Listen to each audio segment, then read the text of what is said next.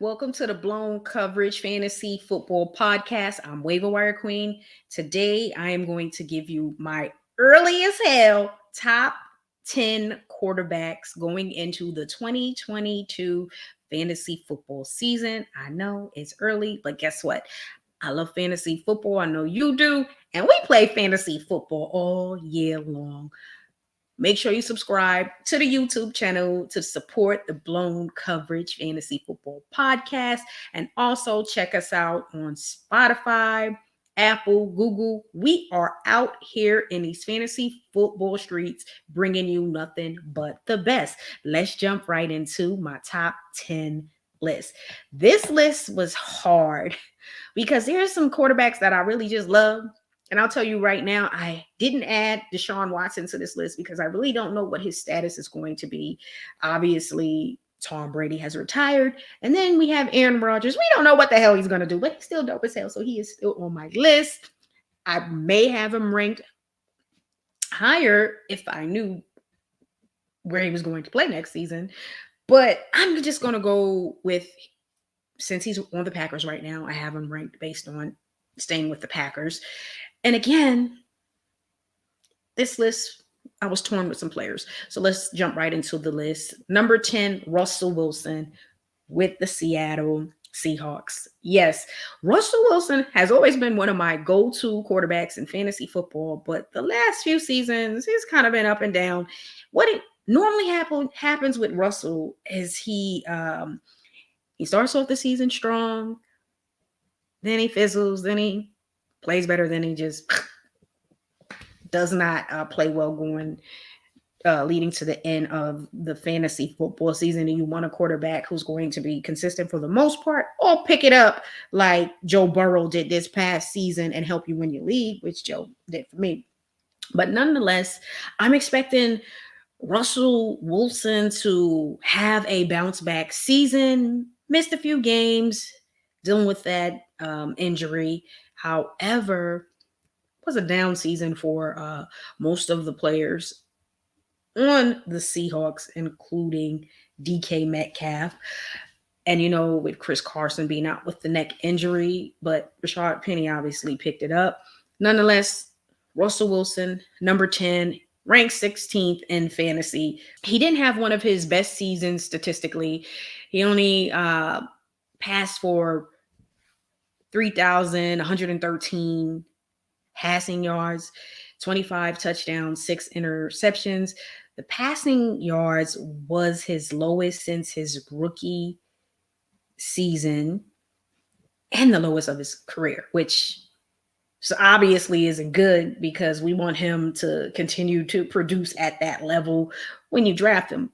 But there's some other players that, you got to check for now in fantasy. But again, it was a down year. I expect him to have a bounce back year, which is why he's still in my top 10, because over the last 2 seasons, I wanted to kick him out of that top 10, but we're going to hold and we're going to keep him in the top 10, just not ranked higher on this list because last 2 seasons have been that great.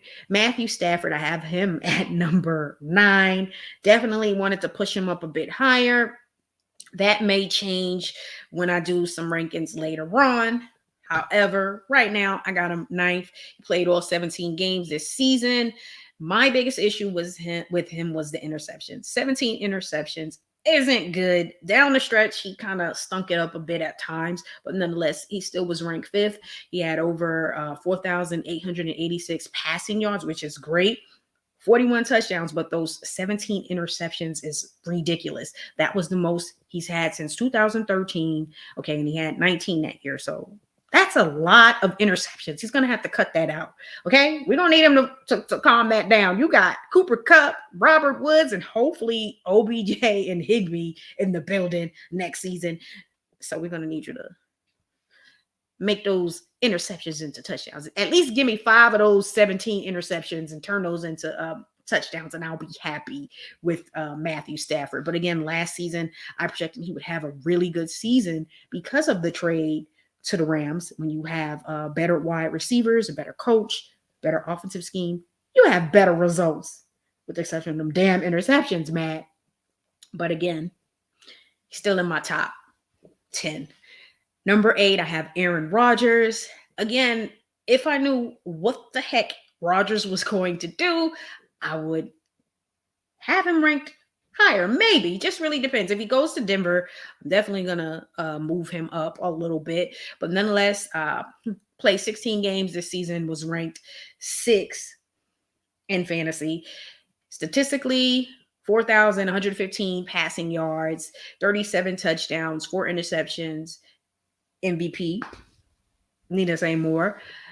And now we just want to see, what is he going to do? Are you going to stay with the Packers? Because if he stays with the Packers, you still got Adams.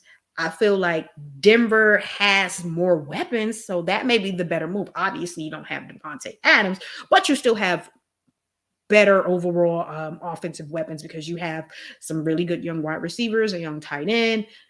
You have a really good young running back. Hopefully they bring Melvin Gordon back. Then you got 2 really good running backs. You have a lot there. But we just need to see what he's going to do. Now, Lamar Jackson got one more year in my top 10 before I move him out. I expected the year before last to be a down season, but I expected him to bounce back last season. Missed a few games with the injury. However, he didn't have a good season. I'm going to give him another opportunity. He would normally be in my top 5, but he's lucky to be in my top 10. Pretty much he's lucky to be in my top 7. But he's going to have to improve. If he does not have a good season next year, he's not going to be in my top 10. And as we get closer to the season, my top 10 may change. Again, this is the early top 10. I may have a change of heart because, again, the last 2+ seasons he hasn't produced. He was ranked 15 and, again, missed the last several games due to injury. But at the end of the day, 16 touchdowns, 13 interceptions is not going to cut it. We obviously love Lamar Jackson and continue to rank him higher than he has produced because he is a dual threat. He's got potential to throw the ball and he's got the potential to run the ball, which is why he had over 767 rushing yards and only two rushing touchdowns, which was the lowest of his career, which that's not good. I need to see more of those rushing touchdowns. But again, we need his interceptions to go down and the 16 touchdowns that he throws, we need that to increase. I really need to see that increase drastically. And he only threw for over 2,882 passing yards. That's not going to cut it as a starting wide receiver on my fantasy football team. I have him in a dynasty league. I'm trying to trade him. Nonetheless, I still have all the confidence that he can bounce back and produce way better results than he has over the last 2 seasons. I just need him to do it. I need him to add more weapons. I understand the run game outside of him was non-existent because they lost every damn starting running back and they just had to bring guys in. Really wasn't that great. So hopefully all of those running backs they lost, Dobbins and Gus, they can come back and be healthy and take some of the load off, add some more wide receivers because obviously Hollywood played very well. Bateman should take the next step this season, especially if he's healthy going into the season and to start the season. And you're adding some weapons and obviously Andrews. So I don't see what the issue is. I'm ready to see Lamar Jackson do the damn thing and have another MVP type season. That's what I want to see. And this is why I continue to rank him in my top 10 because the potential is there. And again, he may rush for 1,000 yards more than my damn running back did this season with the Giants, but we're not even going to go there. Number 6, I got Dak Prescott. Dak had a good season, but what I projected him to do, it was sort of a down year. But again, still a good season. I had him in my top 5 last year. Won't be putting him in my top 5 this year. The issue with Dak for me is sometimes he tends to choke. It is what it is. And I'm not going to put you in my top 5. If you have any chokish in you, you're going to be in my top 10, but top 5, no, won't do it right now. But he has the offensive weapons, but I'm ranking him 6 because there may be some uncertainty with those offensive weapons. And again, once I know more later on during the off season, I'll probably re-rank and maybe he'll slide back into my top 10. He was ranked 8th this season in fantasy. Statistically, good year. I will say that. 4,449 passing yards, 37 touchdowns, which was a career high, and 10 interceptions. I want to see him hit 40 touchdowns. I think he's definitely capable of doing that. They have the weapons. You have CD Lamb, who's going nowhere. You still have Cooper. Got to make some decisions on him with Dak signing that massive contract. They have some players they're going to have to look at and determine if they can they afford to keep some of these guys. They're going to have to make some moves. Gallup, are they going to be able to bring him back? Schultz is definitely a free agent and free to go sign wherever the hell he wants and go and take whatever money is thrown at him. He had a career season, and if I was him, I'm going to go get my contract because the Cowboys may not be able to pay him what another team may be able to pay him, and show me the money because this is probably going to be the best contract he's going to ever be offered, and he should definitely take it. Okay. And again, with Dak, a bit inconsistent at times for me, but still a very good fantasy quarterback. Okay.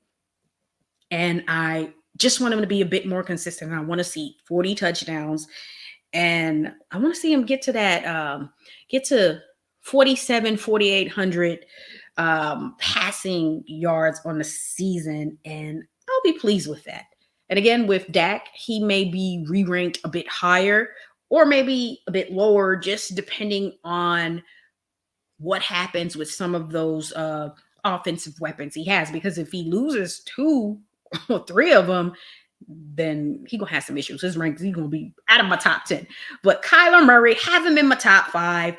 Damn, Kyler, I'm going to need you to step it up a notch. Kyler Murray was ranked him, started the season off super hot, was a candidate for MVP early on in the season, and he fizzled out, just didn't play well down the stretch. He has some things he has to work on.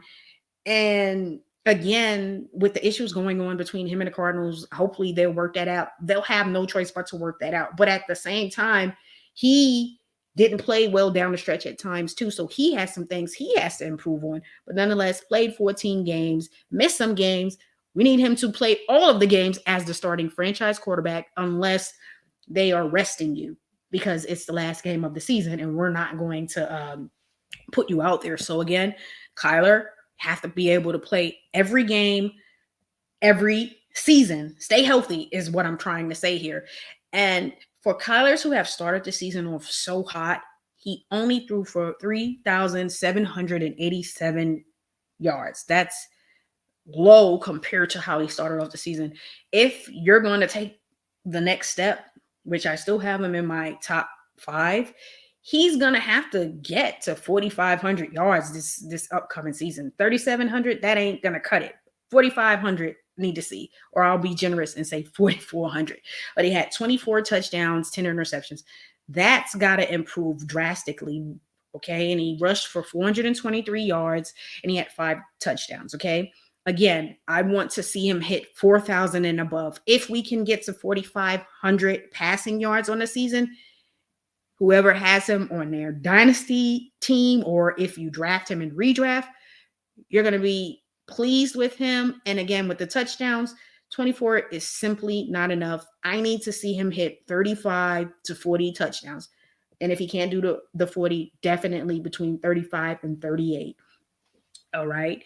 And also just, work on your game.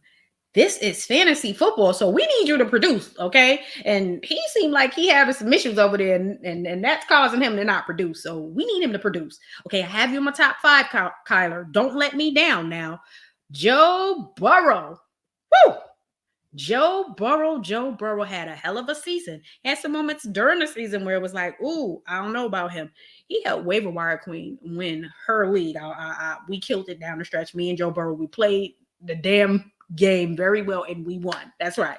Joe Burrow played very, very well down the stretch. He has some really good offensive weapons at the wide receiver. You got Boyd, you got Chase, and I'm going to say that again. You got Jamar Chase and you got T. Higgins. You have 3 great wide receivers. And then you got Joe Mixon, okay? People need to stop sleeping on Joe Mixon. Had a hell of a bounce back season this year. Stop sleeping on Joe Mixon. And what's going to happen during the offseason? Cincinnati is going to address that offensive line so Joe Burrow can come out and throw for 5,000 yards next season. It's possible when you think of the wide receivers they have and the fact that they want to throw the ball. Considering the fact that he had some moments where he had some bad games and that offensive line was atrocious and he was the most sacked in the NFL, he still threw for 4,611 yards, which is very good for a quarterback who was sacked a lot. But again, they have the weapons for him to hit 5,000. So I wouldn't be surprised if they continue to play the style that they're playing and that offensive line improves. He threw for 34 touchdowns, 40. I can envision that. And 14 interceptions. Would love to see the interceptions go down. Obviously, these were all career highs for his first season. Didn't get to play the full season because he tore up his knee. But nonetheless, back, had a great season and went to the Super Bowl. Very good player. I have him in one of my dynasty leagues, and I'm very happy because I have my franchise quarterback for years to come. And that is the most important thing in a dynasty league, identifying your quarterback. And this is a 2-quarterback league, so I did a very good job by picking Joe. And again, I expect him to continue to improve. And if they can add some offensive linemen to help that damn offensive line, then Joe Burrow may throw for 5,000 yards. It's possible because they have the weapons to do so, which is why I have him in my top 5. Yes, in my top 5. Number 3, one of my favorites, was hoping my Giants drafted Justin Herbert. We didn't. I'm mad as hell, but nonetheless, I wish I had him in fantasy in a dynasty league. He is a player I will target in a redraft league to help my team win. Whoever has Justin Herbert next season, he is definitely going to get your team to the postseason, okay? And possibly win. He's ranked number 2 in fantasy, okay? Maybe rank number 1 after next season, all right? He played all 17 games. He threw for 5,014 yards, okay? He wasn't playing any games. He has some nice weapons. You got Keenan Allen, you got Mike Williams, you got Austin Eckler. You have some really good weapons out there for the Chargers, okay? He threw 38 touchdowns, 15 interceptions. I would love to see those interceptions decrease. I want to see 10 or less. So I need 5 of those to go away, and maybe those will turn into touchdowns, okay? Which may push him to the number 1 spot. It's got a lot of competition to take that number 1 spot. He rushed for over 302 rushing yards and 3 rushing touchdowns. Again, I want to see him go over 40 touchdowns, at least 45, and those interceptions go down slightly, and he'll continue to grow. He's in the top 5. We expected this because he is very talented, which is why I wanted my Giants to draft him. Come on now, y'all see what I'm talking about? And the one thing they need to do is identify who's going to be their tight end going forward. Cook is a free agent. He's getting up there in age. They drafted Trey McKitty, Donald Parham. Got to see what's going on with him. And they have Anderson. Don't feel like he's in the mix. Trey McKitty, maybe the guy. We'll have to see if Parham can return healthy. Maybe they'll just go with those 2 guys. We really got to see what they do. But I do think they need to start identifying another tight end for Herbert. And let's talk about number 2. Normally, he's my number 1 guy, but he is number 2. He didn't let me down in fantasy this past season. Patrick Mahomes, number 2, still in the top 5, still a threat to be number 1. Let's see how these rankings change later on this season. Played all 17 games, ranked 4th in fantasy, threw for 4,831 passing yards, 37 touchdowns, 13 interceptions, which was a career high. At times, I was watching Mahomes, and I was like, you better stop throwing that damn ball, okay? Yeah. I'm like, who you throwing it to? Because you damn sure not throwing it to Kelsey and Tyreek Hill. But even though they have 2 of the most dynamic players at the tight end spot and the wide receiver spot. I still feel they need to add another wide receiver to that team. That is a position they need to address this offseason because the other guys just not cutting it. And also, defense, but we're not worried about that. We just want him to continue to do the damn thing on offense, which helps us out in fantasy, which he will do. Again, the touchdowns should increase. Okay.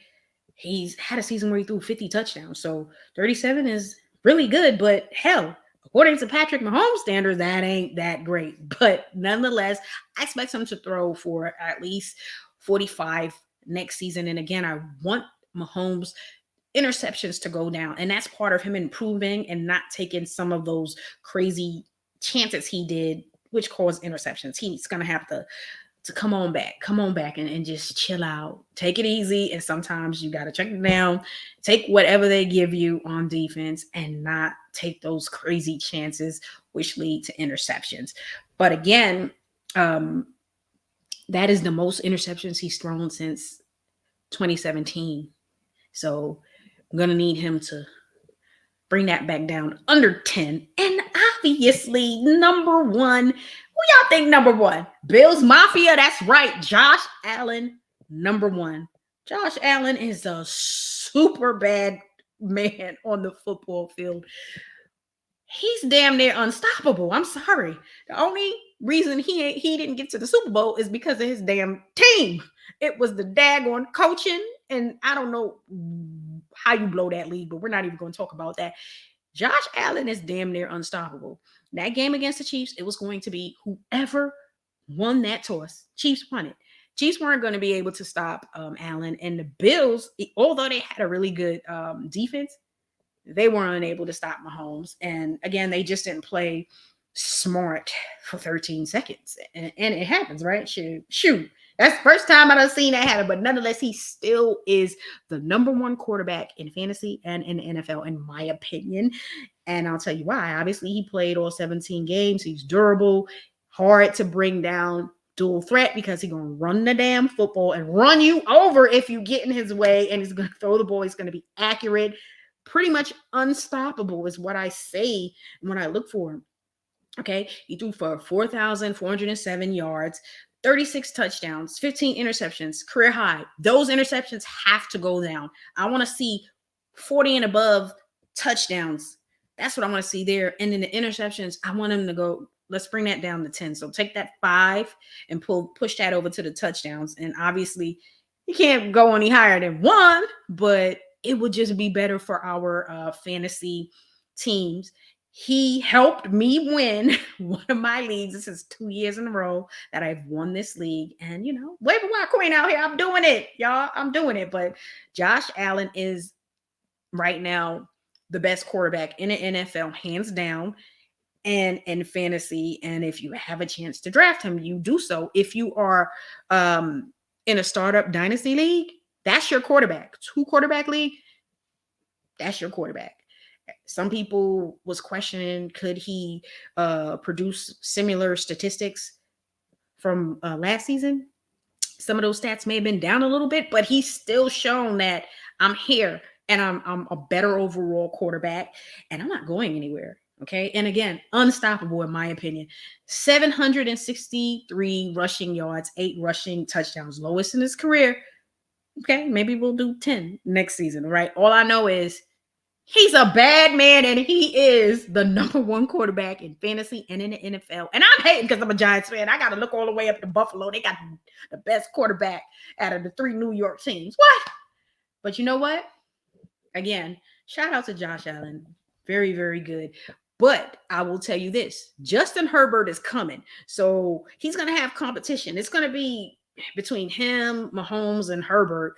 Herbert may surpass Mahomes if he continues to improve and those interceptions go down. And if Mahomes continues to throw the interceptions, you may see a Allen, Herbert, Mahomes.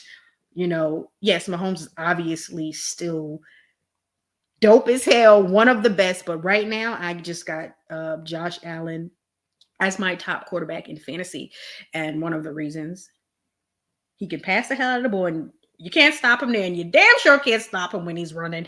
And when you combine those two, you have great stats. You have a great player who produces and is number one quarterback in fantasy football.